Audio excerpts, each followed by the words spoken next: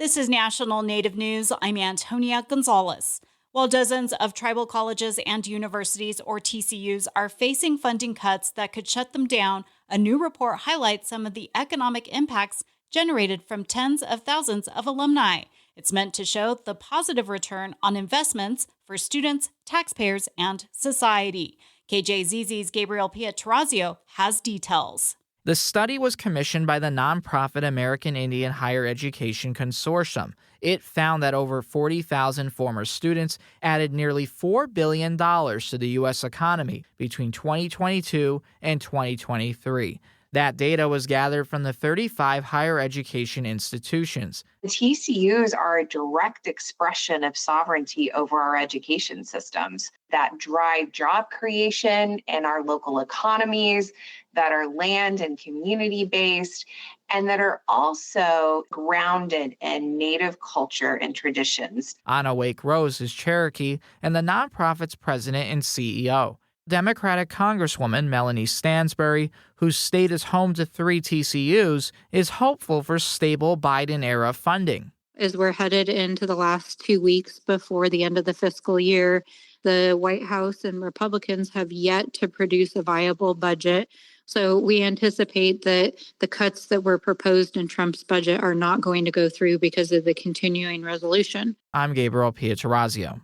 The U.S. Department of Agriculture announced this summer that it plans to reorganize the agency. One of the largest Alaska Native advocacy organizations says that change could harm tribal food security programs. The Alaska Desk's Ayolna Naiden reports.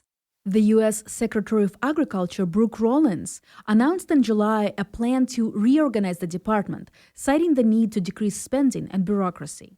That plan is not final, but the current proposal includes consolidation of tribal relations programs and personnel, according to the memorandum of the decision. But leaders of the First Alaskans Institute say that could diminish tribal voices and harm regional agriculture and food security. Last month, the nonprofit submitted a comment to USDA about the plan, asking the agency to consult with tribes. Apahguruk Roy Agloin is the president of the First Alaskans Institute. Food security for Native communities, it's not just a policy issue. It's really a matter of survival, cultural continuity, and self-determination. The USDA Office of Tribal Relations was created in 2010 after tribal farmers argued in court that the department discriminated against them. Tikan Galbraith is the chief operating officer of First Alaskans Institute. He says that the USDA's reorganization plan might move the Office of Tribal Relations from the higher-up secretarial level of the department. He says the change could diminish tribal access to USDA programs. Galbraith says that access to USDA programs is especially important in light of the changing environment. The change in the migratory patterns and the decline for many of the species has raised the question for a lot of our communities of how do we continue to provide protein security for our tribal members. USDA did not respond to the comment the First Alaskans Institute submitted last month. However, the department did respond to a request for comment from KNBA, calling the proposal plan a first step to, quote, right-size USDA's footprint, end quote. It added that the agency's critical functions would not be affected. In Anchorage, I am Ayolna Naiden.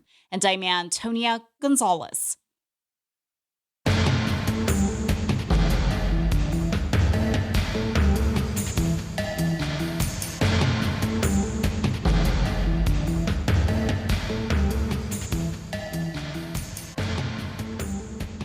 National Native News is produced by Koahnic Broadcast Corporation with funding by the Corporation for Public Broadcasting. Support by AARP. AARP creates and connects people to unique tools and programs, helps conserve personal resources, and tackles issues that matter most to individuals, families, and communities. More at aarp.org. Support by Sonosky Chambers Law, championing tribal sovereignty and Native American rights since 1976. From opioids litigation to treaty rights to tribal self-governance. With offices in Washington, D.C., New Mexico, California, and Alaska. Sonosky Chambers Law.